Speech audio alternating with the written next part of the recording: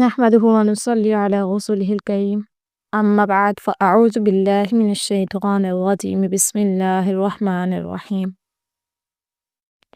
رب اشرح لي صدري ويسر لي أمري واحلل عقدة من لساني يفقهوا قولي السلام علیکم ورحمۃ اللہ وبرکاتہ۔ امید کرتی ہوں کہ آپ سبھی خیریت سے ہوں گے، ایمان و صحت کی بہترین حالتوں میں ہوں گے۔ آج سے ہمارا باقاعدہ آیت الکرسی ورکشاپ کا آغاز ہو جائے گا۔ آج کا سبق نمبر 1 ہوگا۔ آج ہماری ورکشاپ کا پہلا دن ہوگا جس کے اندر ہم آیت الکرسی کے فضائل کے بارے میں پڑھیں گے۔ جیسا کہ ہم سب کو معلوم ہے کہ کچھ ایسی صورتیں ہیں جنہیں دوسری صورتوں پر فضیلت دی گئی ہے، جیسا کہ اگر ہم سورہ اخلاص پڑھتے ہیں ہمیں معلوم ہوتا ہے کہ اس کی فضیلت احادیث میں بیان ہے کہ اگر کوئی ایک بار سورہ اخلاص پڑھتا ہے تو اسے قرآن کریم کے 1/3 حصے کے برابر اجر و ثواب ملے گا۔ اگر کوئی سورہ فاتحہ کی تلاوت کرتا ہے اسے سورہ فاتحہ کی تلاوت کرنے پر قرآن کریم کے 1/3 حصے کے برابر ثواب ملے گا، یا یہ بیان کیا جاتا ہے کہ فلاں سورت پورے قرآن کریم میں افضل ہے، یا فلاں سورت یا فلاں آیت پورے قرآن کریم کی آیتوں میں افضل و اعلیٰ ہے۔ اور انہی باہمی فضیلتوں کا مقصد یہ نہیں ہوتا کہ باقی ساری آیات جو ہیں وہ کم حیثیت والی یا معاذ اللہ یا ان کا کوئی یعنی کہ اجر و ثواب نہیں ہے، بلکہ اس کا بتانے کا مقصد یہ ہوتا ہے کہ انسان جو ہے وہ اپنے اجر کے لیے زیادہ سے زیادہ قرآن کریم کی طرف جو ہے رجوع کر سکے۔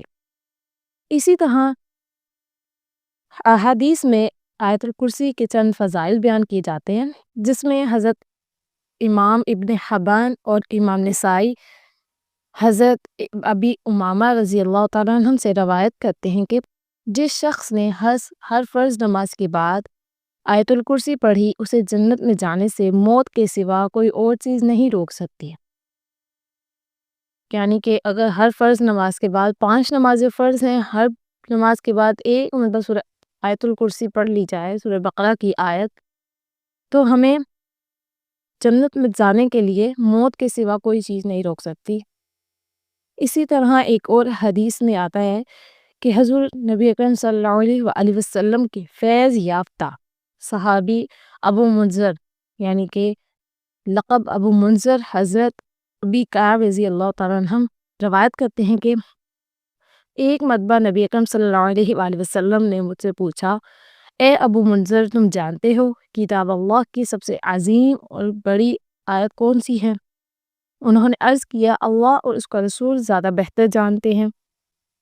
اور صحابہ اکرام رضی اللہ تعالیٰ عنہ کا شعار تھا کہ جب بھی نبی اکرم صلی اللہ علیہ وآلہ وسلم ان سے سوال کرتے تو وہ یہی جواب دیتے پہلے کہ نبی اکرم صلی اللہ علیہ وآلہ وسلم کو کہ اللہ اور اس کا رسول جانے، تاکہ ان کے علم میں نبی اکرم صلی اللہ علیہ وآلہ وسلم کے جواب کی طرف سے اضافہ ہو سکے۔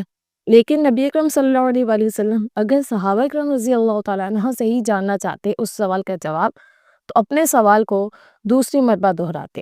اسی طرح یہاں پر بھی پھر سے دوبارہ جو ہے نبی اکرم صلی اللہ علیہ وآلہ وسلم نے سوال کو دہرایا، اے ابو منذر تمہارے ساتھ کتاب اللہ کی کون سی آیت سب سے عظیم ہے؟ انہوں نے کہا اللہ لا الہ الا هو الحی القیوم۔ اس کے بعد حضرت ابو منذر بیان کرتے ہیں کہ نبی اکرم صلی اللہ علیہ وآلہ وسلم نے میرے سینے پر ہاتھ رکھ کر فرمایا تمہیں یہ علم مبارک ہو۔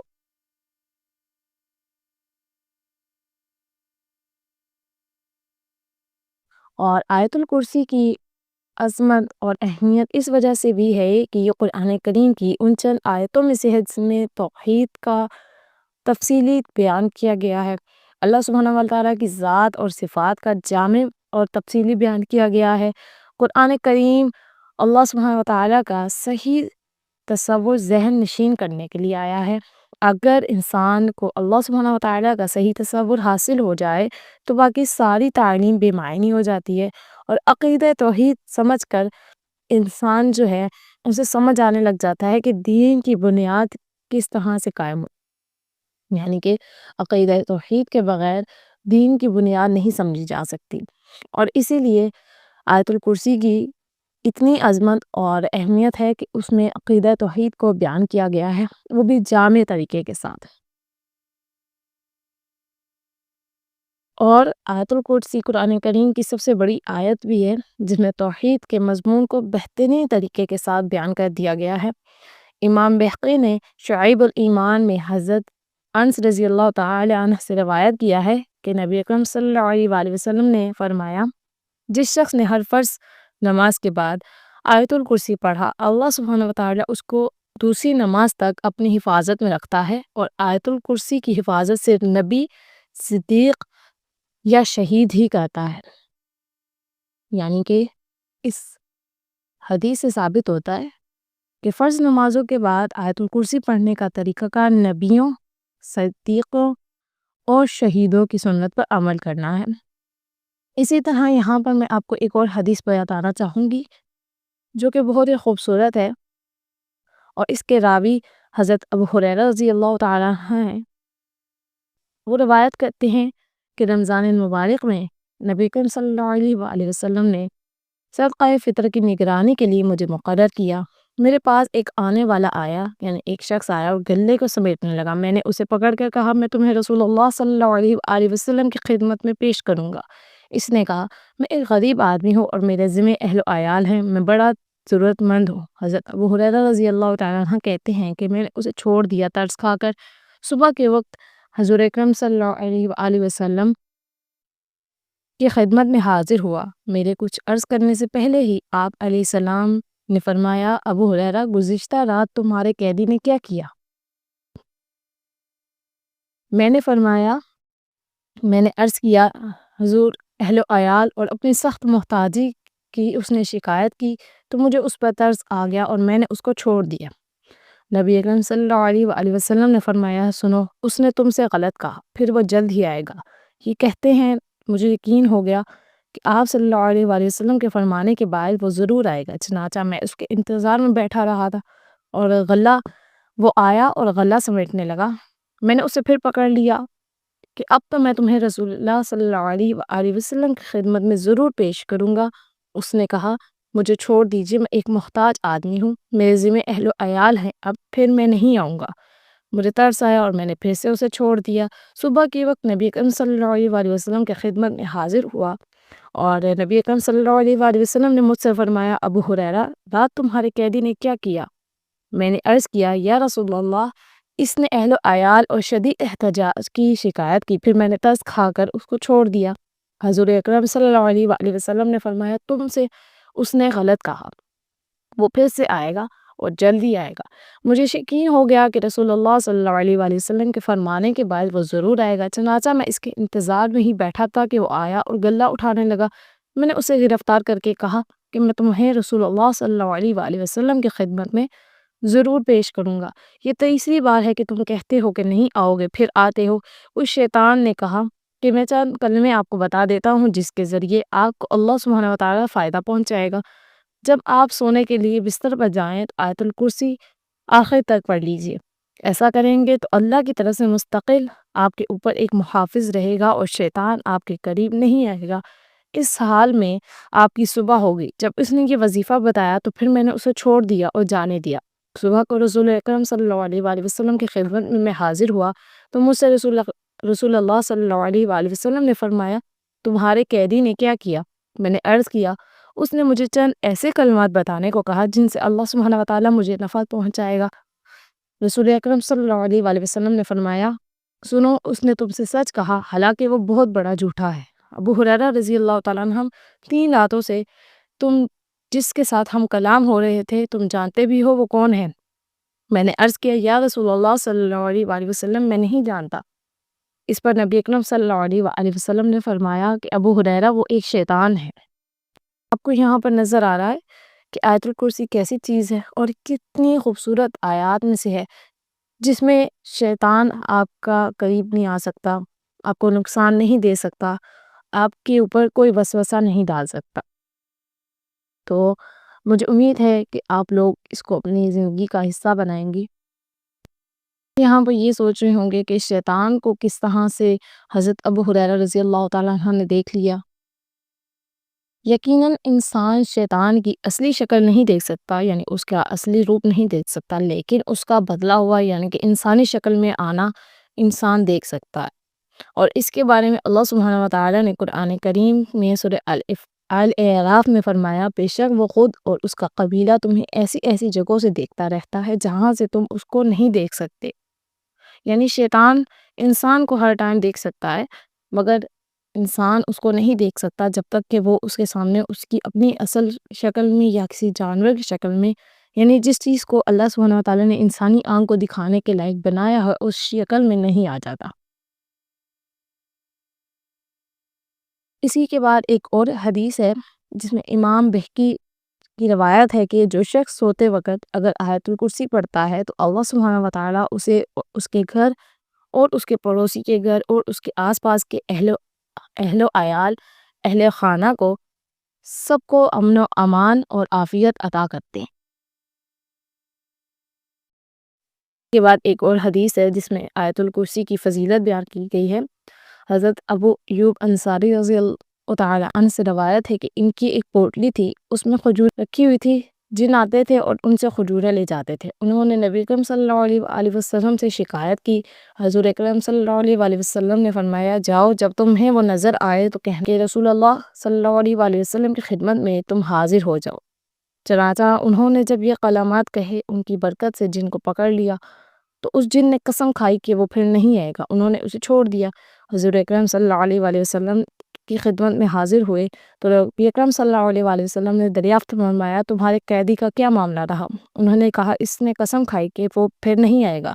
حضور اکرم صلی اللہ علیہ وسلم نے فرمایا کہ اس نے جھوٹ کہا، وہ جھوٹ کا عادی ہے۔ پھر انہوں نے دوبارہ گرفتار کیا، اس نے باز آنے کی قسم کھائی، پھر انہوں نے چھوڑ دیا۔ اس بار پھر رسول اکرم صلی اللہ علیہ وسلم کی خدمت میں حاضر ہوئے تو آپ صلی اللہ علیہ وسلم نے فرمایا، تمہارے قیدی کا کیا ہوا؟ انہوں نے کہا، اس نے اس حرکت سے باز آنے کی قسم کھائی ہے، اس لیے میں نے اسے چھوڑ دیا۔ حضور اکرم صلی اللہ علیہ وسلم اس بار پھر فرماتے ہیں کہ اس نے جھوٹ کہا، جھوٹ کا وہ عادی ہے۔ پھر انہوں نے اسے گرفتار کر کے کہا کہ اب میں نہ تمہیں چھوڑوں گا نہ تمہیں، اور تمہیں نبی اکرم صلی اللہ علیہ وسلم کی خدمت میں لے کر جاؤں گا۔ جن نے کہا، میں تمہیں ایک چیز بتاتا ہوں، یعنی آیت الکرسی، تم اس کو اپنے گھر میں پڑھو، شیطان اور جن تمہارے قریب نہیں آئیں گے۔ یہ صحابی نبی اکرم صلی اللہ علیہ وسلم کی خدمت میں حاضر ہوئے۔ نبی اکرم صلی اللہ علیہ وسلم نے فرمایا، تمہارے قیدی نے کیا کیا؟ انہوں نے کہا کہ جن نے مجھے آیت الکرسی بتائی جس سے وہ اور شیطان میرے گھر کے قریب نہیں آئیں گے۔ حضور اکرم صلی اللہ علیہ وسلم نے فرمایا، اس نے سچ کہا، حالانکہ وہ بہت بڑا جھوٹا ہے۔ اسی طرح حضرت ابو ہریرہ رضی اللہ تعالیٰ عنہ سے ایک اور روایت ہے کہ رسول اللہ صلی اللہ علیہ وسلم نے ارشاد فرمایا، سورہ بقرہ میں ایک آیت ایسی ہے کہ یہ قرآن کی آیات کی سردار ہے، جس گھر میں یہ پڑھی جائے اگر اس میں شیطان ہے تو وہ یقیناً نکل بھاگے گا۔ یہ آیت آیت الکرسی ہے۔ یہ ایک حقیقت ہے کہ انسان کمزور نہیں بلکہ اسے شیطانی اور ابلیسی قوتوں پر غالب ہونے کی طاقت دی گئی ہے، اور اسی کے لیے اللہ سبحانہ وتعالی نے کچھ آیات بھی نازل فرما دی کہ انسان ان شیطان اور جنات کے سامنے کبھی بھی کمزور نہ پڑ جائے۔ اس کے بعد ایک اور حدیث ہے جس میں حضرت امام ابن زغیر نے حضرت قتادہ رضی اللہ تعالی عنہ سے روایت کیا ہے کہ جو شخص بستر پر لیٹ کر آیت الکرسی پڑھتا ہے تو صبح تک 2 فرشتے اس کی حفاظت کرتے رہتے ہیں۔ اس کے بعد ایک اور حدیث میں آتا ہے کہ نبی اکرم صلی اللہ علیہ وسلم فرماتے ہیں، اور یہ حدیث حضرت ابی بن کعب رضی اللہ تعالیٰ عنہ سے روایت کی گئی ہے کہ نبی اکرم صلی اللہ علیہ وسلم فرماتے ہیں کہ اس ذات کی قسم جس کے قبضہ قدرت میں میری جان ہے، آیت الکرسی کی 1 زبان اور 2 ہونٹ ہیں، اور وہ ساق عرش کے پاس مالک کائنات کی تسبیح و تقدیس کرتی رہتی ہے۔ ایک اور حدیث میں آتا ہے، حاکم کی روایت میں ہے کہ حضرت ابو ذر رضی اللہ تعالیٰ عنہ سے روایت ہے کہ وہ کہتے ہیں کہ نبی اکرم صلی اللہ علیہ وسلم کی خدمت میں حاضر ہوا میں آپ صلی اللہ علیہ وآلہ وسلم مسجد میں تشریف فرما تھے، میں آپ صلی اللہ علیہ وآلہ وسلم کے سامنے بیٹھ گیا۔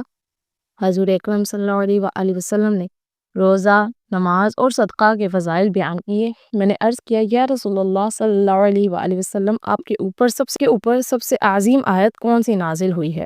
جس پر نبی اکرم صلی اللہ علیہ وآلہ وسلم نے آیت الکرسی آخر تک پڑھی، یعنی آخر تک اس کو تلاوت کیا۔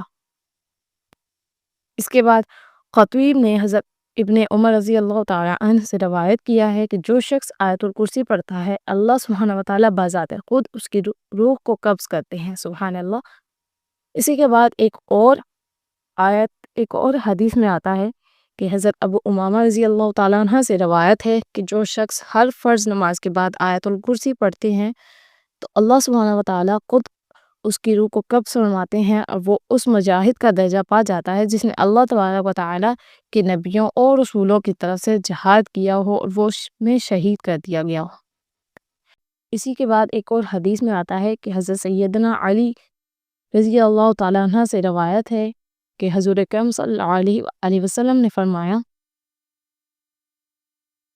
کہ جو شخص ہر فرض نماز کے بعد آیت الکرسی پڑھتا ہے، اسے جنت میں داخل ہونے سے صرف موت روکتی ہے، اس کا انتقال ہوا نہیں کہ وہ جنت میں داخل ہوا۔ اور وہ جو شخص سوتے وقت آیت الکرسی پڑھتا ہے، اللہ سبحانہ وتعالیٰ اس کے گھر اور اس کے پڑوس کی گھر اور اس کے آس پاس کو امن و امان دیتے ہیں۔ آیت الکرسی اللہ سبحانہ وتعالیٰ کے حصار کا بھی ذریعہ بنتی ہے۔ اللہ سبحانہ وتعالیٰ قرآنی آیات کے ذکر سے جو بیماریاں ہمیں پکڑ کے رکھتی ہیں یا ہمارے جسم کو جھنجھوڑتی ہیں، انہیں دور فرما دیتا ہے۔ اسی کے لیے آپ کو کوشش کرنی چاہیے کہ دن میں ہر نماز کے بعد اور جاگنے کے بعد اور سونے سے پہلے آیت الکرسی کو لازمی اپنی زندگی میں شامل کیا جائے۔ مجھے امید ہے کہ آپ لوگوں کو آج کی جو آیت الکرسی کے فضائل ہیں وہ اچھی طرح سے سمجھ آگے ہوں گے۔ اللہ سبحانہ وتعالی ہمیں آیت الکرسی پر اسی طرح عمل کرنے کی توفیق عطا فرمائے جس طرح سے اس پر عمل کرنے کا حق ہے، آمین۔ وآخر دعوانا ان الحمد للہ رب العالمین۔ السلام علیکم ورحمۃ اللہ وبرکاتہ۔